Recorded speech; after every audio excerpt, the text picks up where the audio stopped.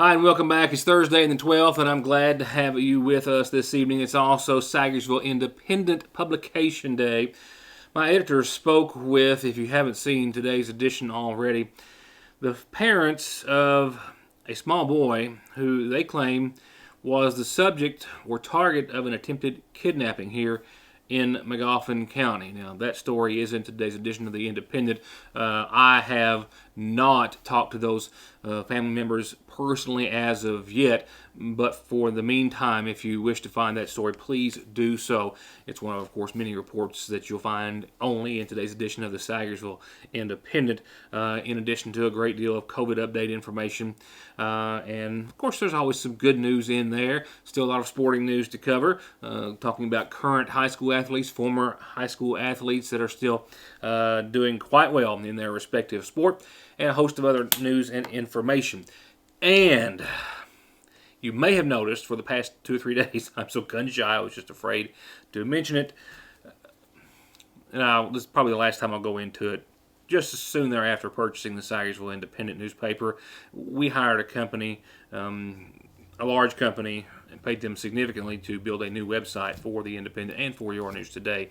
And the experience has been nothing short of a disaster, to be quite honest. And the website has been down for 175 days, I think, this year alone. However, in a roundabout way, we had found another company who stepped in, who has fixed that, and our new site is up and running. And this time it comes with guarantees that it will not be failing as did the last. So please go to SagersvilleIndependent.com. That's where you'll find both Your News Today, recent programming, the Sagersville Independent headlines, and of course we're still publishing in full high definition resolution, the complete edition, all ads, all everything of the newspaper online as well. You can find those links there. Still, the website, a work in progress, a few things and tweaks to be made, but it is up, it is running, and it's full of news right now at SagersvilleIndependent.com. Glad to have it there. Well, if just a little national news that affects us all, if you're one of those who thought that maybe, even though the election is not technically over, we'll not go into that, but thought that after Election Day, maybe some of the sides would finally come to some sort of an agreement in regards to the next stimulus package. Well, if you were one of those who thought that, you would be wrong, sad to say. Mitch McConnell today says, quote, he had, well, not verbatim, but that he had little hope that a coronavirus stimulus bill might get done in the immediate future, saying that Democrats are still demanding for too high of a price tag. Part of his statement said, quote, my view is the level at which the economy is improving further underscores that we need to do something at about the amount that we put on the floor in September and October, which is highly targeted with what the residual problems are.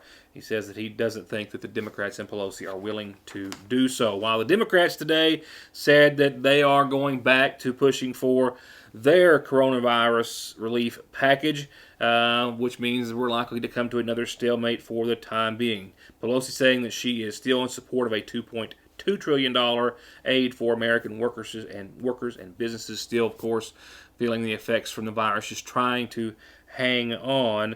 Senate Minority Leader Chuck Schumer says he is in favor of the original $3.4 trillion. And if you will recall, the last go-around, the Democrats did pass that $2.2 trillion offer, which was down from the original $3.4. That was around October when the House officials agreed to about $1.8 trillion. And Republicans were still trying to go for a smaller amount for a targeted relief package, and that's where it was left, and that appears to be where it still is. No resolution there. Your local and state COVID update in just a few moments. Right now, headlines tonight locally will include a 2-vehicle auto accident in which at least one person, a McGoffin County Water District employee, was taken to the hospital by ambulance after a 2-truck collision on New 460. The collision happened right at the junction of Mash Fork, Route 2020, and 460 earlier today between 2 pickup trucks, the one here, of course, closest to your screen, and the one to the far right, a McGoffin County Water District truck that is sitting just inside the junction of 2020. You can see where that water department truck was struck in the rear. It was, I'm told, making a turn onto Mash Fork, headed east or towards Paintsville in doing so, but making a left turn when it was struck in the rear by another pickup truck. The driver of the McGough County Waterworks truck was taken by ambulance to an area hospital for non-life-threatening injuries, while the driver of the other pickup truck did refuse medical treatment on scene, according to emergency personnel. The accident, of course, responded to by the McGough County Rescue Squad, our local ambulance, and other EMS, as well as the McGough County Sheriff's Department. Well, if you've been anxiously awaiting the opening of the Robin Holbrook Memorial Bridge at White Oak, which of course has resulted in a detour for anyone traveling towards West Liberty or towards Sagersville from there for weeks and weeks now, good news is the bridge is about open. The bad news is there's another project that's getting ready to start right about the same time, which is going to make you take the same detour for maybe another 4 weeks. Yes, the bridge is closed. These pictures were captured by a resident nearby, showing that the deck is done, just waiting on the approach, and the sides to be done. Our last update from the Transportation Cabinet in District 10 was that the bridge was slated to be done by November the 21st, in just a few days. We still believe that to be the schedule. We also know now, though, that if you're going to be traveling to Morgan County or coming this way, you're still going to have to take a detour because of another closure. This at mile point 19.9, because they're going to be replacing a drainage structure. So that's going to continue to impact travel between West Liberty and Sagersville. I'm not even sure you're going to get to try the new bridge out or not for even a day or two before the road closure again. Well, I guess you will, as long as you're not going past the other closure. So the bridge will be accessible for through traffic. You just won't be able to get all the way through West Liberty on 460. So there's going to be still a signed detour there at Kentucky 1000. That's if you're going to West Liberty there on the left, right past the pumpkin patch on 1162 and Kentucky 191. That's going to be posted. And of course, the other way around is in the Mountain Parkway in Kentucky 205, especially for larger vehicles. That will be the route that they are suggested to take. Through traffic between Morgan and McGough counties has been detoured since mid-September for the bridge rehabilitation project at White Oak. They say that is still set to be open in the next few days, but that this drainage structure that is going to be replaced at, once again, 19.9 mile marker, which is close to West Liberty, much closer than, of course, the White Oak Bridge, that could take up to 4 weeks. It's the most wonderful time of the year in the seasonal shop. They're having their annual Christmas open house. Everything in the store is at least 20% off, and that includes their brand new Christmas decor, which is absolutely their most stunning and beautiful and festive yet. All the nutcrackers and gingerbread and snowmen and buffalo and tartan, plaids, cardinals, and more. You just have to see to believe. And it's filled with gifts for everyone on your list.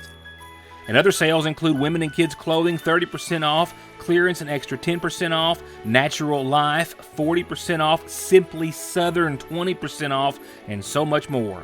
And they'll be open more extended hours Monday through Friday 10 till 6, Saturday 10 till 5, with special giveaways every day and a gift with every purchase while they last. And remember, they've got gift cards and curbside pickup as well at the seasonal shop. Hello, this is Bob Hutchison for Hutch Chrysler Dodge Jeep Ram. You know the old saying, when the going gets tough, the tough drive a Ram truck or a Jeep. Okay, so it's a new saying, but it's true. Right now, you can get employee pricing on most Jeeps. Get 0.9% financing for 84 months on the tough Ram truck. Remember, with our credit rebuilding program, we can put you in a car or truck today. Nearly everything today is about being safe and well, and Parkway Pharmacy has 2 great ways to get your prescriptions quickly, safely, and conveniently. Simply pull up curbside and call and let them know you're there, or circle around the building and drive through. And just in, a fresh inventory of Atalo, premium CBD oil and cream products for managing pain, anxiety, depression, rest, digestion, and more. All at Parkway Pharmacy in Salyersville.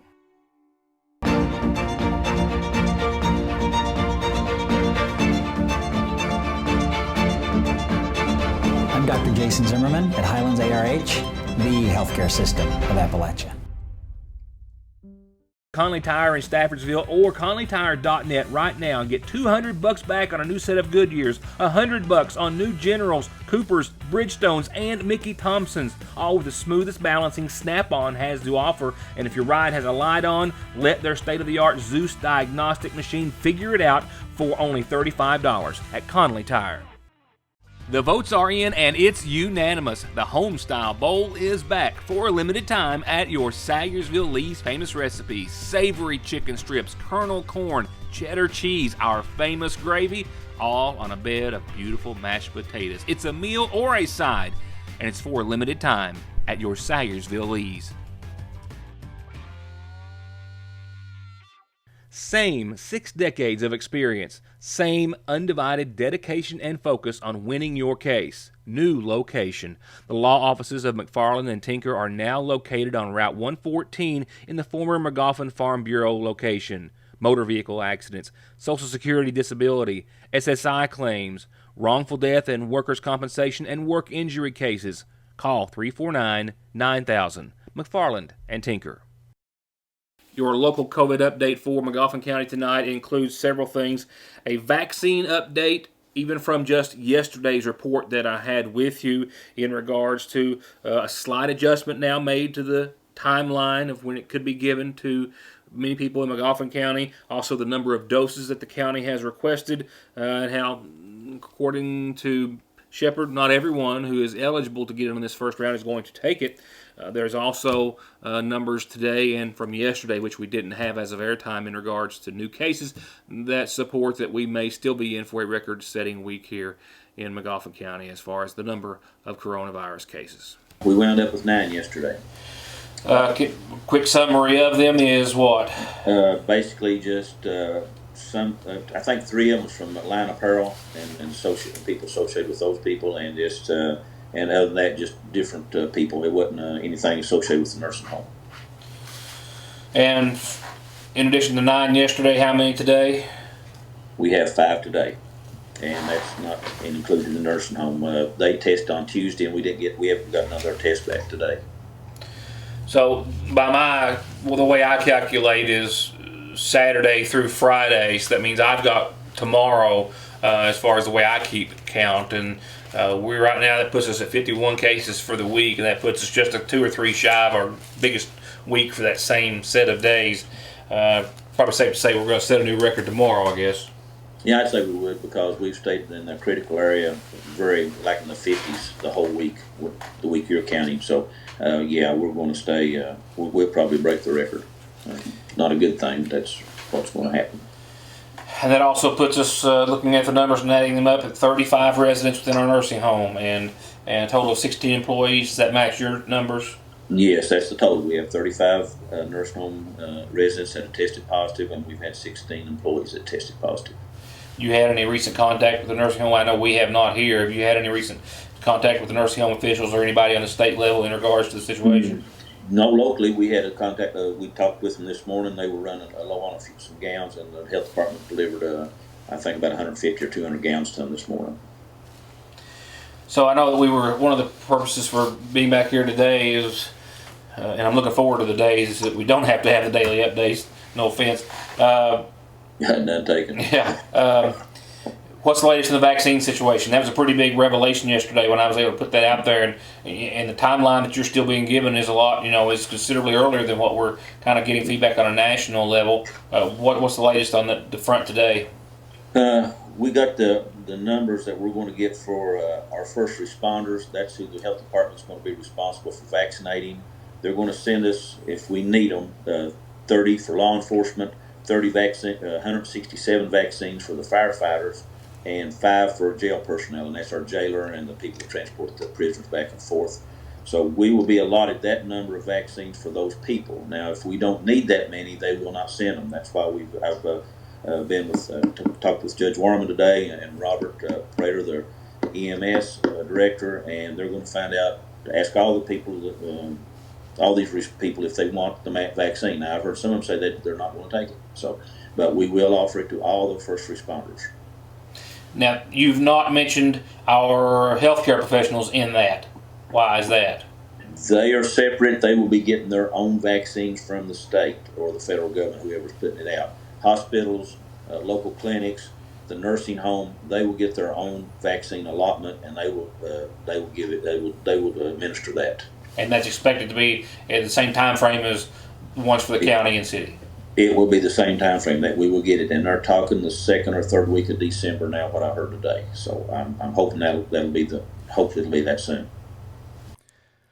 That brings McGoffin County's total case count to 9 yesterday and those several today to 318 total cases.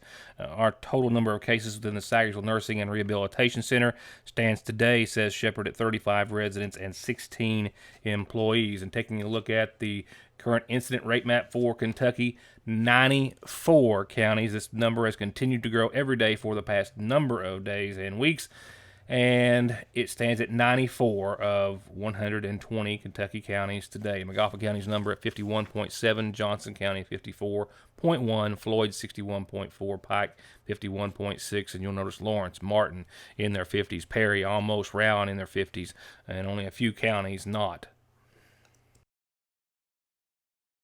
Your state COVID update, some important information there, and maybe some other important news as well after tonight's McGoffin Farm Bureau Community Calendar.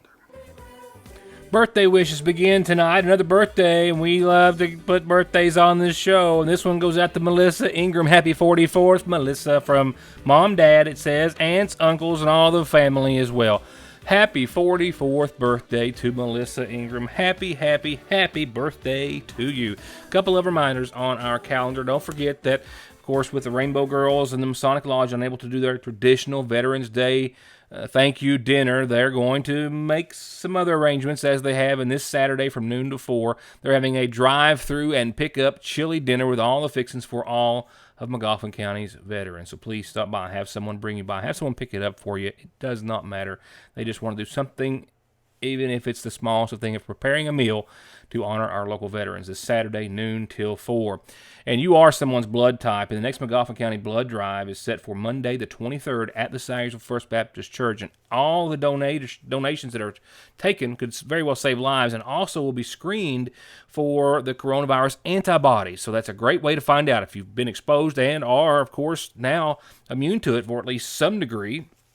Whether it's short or long term, it doesn't matter. If you're immune to it for now, that's a good thing. And you can find out by donating blood and saving a life. And it's one big grand prize worth $3,600. It is a bunch of gift cards from $500 to $250 for everything from Walmart and the Visa gift card and Papa John's and Lowe's, and a great number of gift cards. All the tickets that are sold are $10 a piece. All the funds go to support Special Olympics of Kentucky and Special Olympics of McGoffin County, of course, as well. And you need to contact Paul Gumby Montgomery at 424-6302 or email him at paulmontgomery190@yahoo.com. Get your tickets today. I think you can only purchase them until December the 11th. Talk about a Christmas present. Wow. Oh, real quickly, just in, commodities will be given out next Thursday at the McGoffin County Senior Citizen Center. They need volunteers. I'll remind you in the days to come. And I think that I have a notice here somewhere, as soon as I can find it, from our friends over at the Water into Wine Food Pantry. They're going to be closed the week of Thanksgiving. I'll verify that. Water into Wine Food Pantry and office closed the week of Thanksgiving. No food giveaway on that Wednesday, and I'll remind you about that in the coming days as well. Now, just catching up to tonight's obituaries, a reminder of services to be held this Saturday for Ressie Carty Winters of Mansfield, Ohio, who passed away at the age of 86 this week, formerly of McGoffin County, daughter of the late Wilbur and Eliza Montgomery Carty. She's survived by 2 children, Wilbur Dyer and Karen Osborne, 9 grandkids, and 15 great-grandkids. And graveside services are going to be held here Saturday at 2 at the Silas Carty Cemetery at Stinson, where friends and family can gather anytime prior to those services. That announcement coming on behalf of the McGoffin County Funeral Home. I'll be right back. This house for sale in Dixie of Sagersville represents a rare opportunity to have the home of your dreams on a premier lot that is well over a half acre in size. It has 4 bedrooms and original wood floors throughout and has been in the same family since 1950. And it's move-in ready with the AC units and furnace just serviced, and it's also a perfect blank slate to remodel to your liking, making it an excellent investment and equity opportunity. It also has an unfinished basement and is steps from the Ramey Park and downtown Sagersville. And it's now on the market for the first time in 70 years for $147,500. Serious inquiries only can be made by calling 606-349-3699. It's definitely fall and Christmas time at the seasonal shop. They've got new arrivals, front to back, new women's fall clothing with the latest styles and trends, leopard, camo, loungewear, cozy sweaters, and more. And they know these days are a little more relaxed with not as much travel and schedules aren't as packed, so they've got plenty of clothes for casual days at home or around town. Everyone loves a t-shirt, and they've got something for everyone, even the guys. Simply Southern has some amazing fall releases, and they have them all. Boots, bags, vests, Sherpas, accessories, their famous tees, and the home decor continues to arrive daily, and you'll fall in love with every new piece. No matter what your style, they've got pieces for you in your home. And as always, they offer in-town deliveries, curbside pickup, shopping over the phone, shipping, and registries. And their Facebook Lives are back, so follow their page for more information and pictures of new arrivals and deals of the day at the seasonal shop in downtown Sagersville. Hello, this is Bob Hutchison for Hutch Chrysler Dodge Jeep Ram. You know the old saying, when the going gets tough, the tough drive a Ram truck or a Jeep. Okay, so it's a new saying, but it's true. Right now, you can get employee pricing on most Jeeps. Get 0.9% financing for 72 months on Jeep Renegades. Remember, with our credit rebuilding program, we can put you in a car or truck today. There is never a good time for a breakdown. They will happen, and your car at some point is going to need some repairs and maintenance. And Black Smoke Performance is open and here with professional, fast, safe service. And they now have certified full air conditioning, diagnostics, and repair to keep you cool in whatever you drive. Black Smoke Performance, 349-8785. We know that life cannot come to a complete standstill because of the pandemic, but we can make sure that you can continue to bank safely and securely by calling either branch of the Sagersville National Bank to schedule any in-lobby services, or by using either of our drive-thrus. Mondays through Fridays, the main drive-thru is open from 8 until 3, and the branch drive-thru is open from 8 until 5, and the branch drive-thru is also open on weekends, Saturdays 8 until noon, with ATMs available 24/7 at both locations. Or by taking advantage of our completely free 24-hour internet banking and bill pay, banking by phone, remote deposit, automatic payment services, and more. Sagersville National Bank, always making your banking easier and safer. It's the most wonderful time of the year, and to make it even better, the AppWire Holiday Sale starts now with great deals on select Samsung devices. The best devices, like the Note 20 Ultra and Galaxy S20 Ultra, are up to $400 off all month long while supplies last. Or pay even less with a great device like the Galaxy S20 and save over $10 a month off the normal price on the Appalachian Advantage. We are you. We are Appalachian Wireless. Go with All Pro, and you'll always get a perfectly finished project backed by decades of experience and thousands of satisfied customers. Always with the best prices on everything from small to large remodels, bathrooms to kitchens to entire homes, or turnkey new construction on everything from garages, homes to retail space. And seamless gutters too. And All Pro still offers 0% financing for up to 18 months and long-term low interest rates on those big projects. For an estimate, call this family-owned business today. A few surrounding county statistics, coronavirus related, before we go to our state update.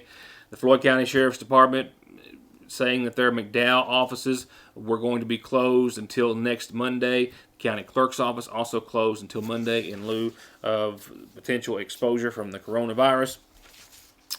The First Community Baptist Church here in Magoffin County advising their congregation that if you were in church services this past Sunday, that a member there tested positive for COVID-19 on the following day, on Monday of this week. Johnson County Health Department reporting 16 cases yesterday for a total of 609, still 7 in the hospital. Almost 200 active cases in Johnson County.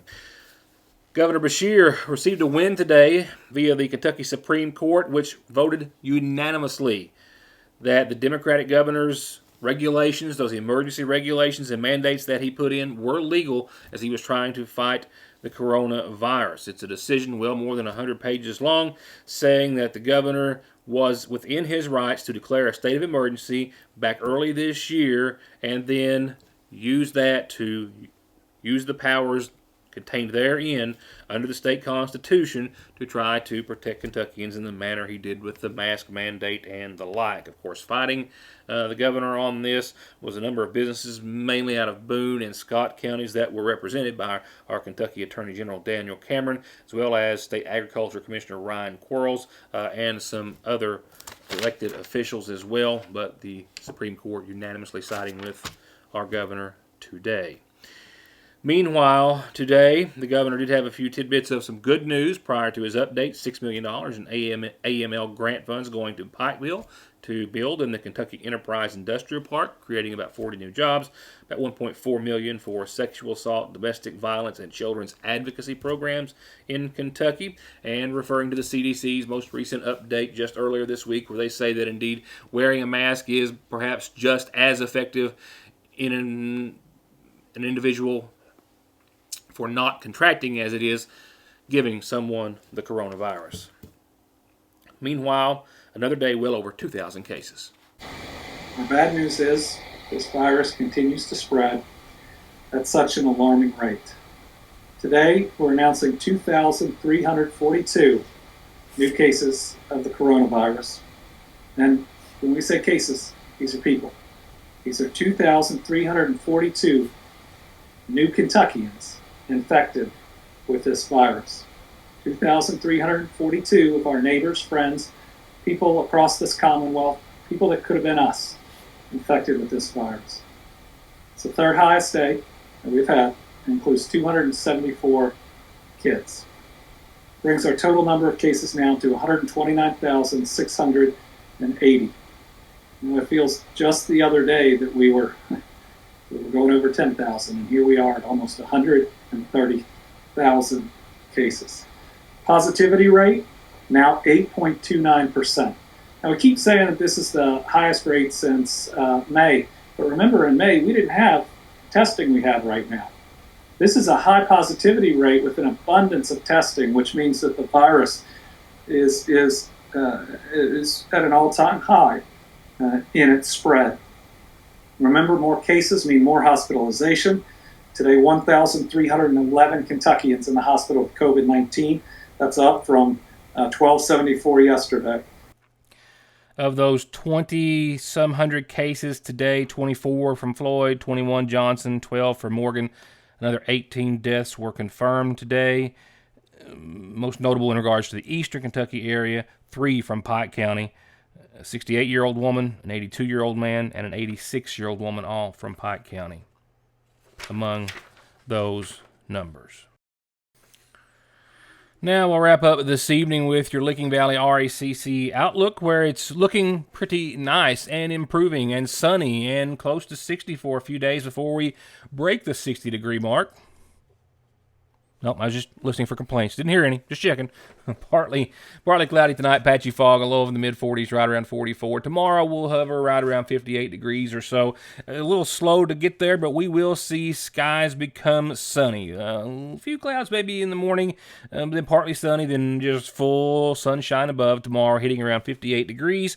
Patchy fog tomorrow night, but under mostly clear skies for the end of your Friday. Nighttime lows tomorrow night dip just below the freezing mark, so a bit of a chill tomorrow night and at the start of your Saturday, but Saturday we'll bump it up to right around 59.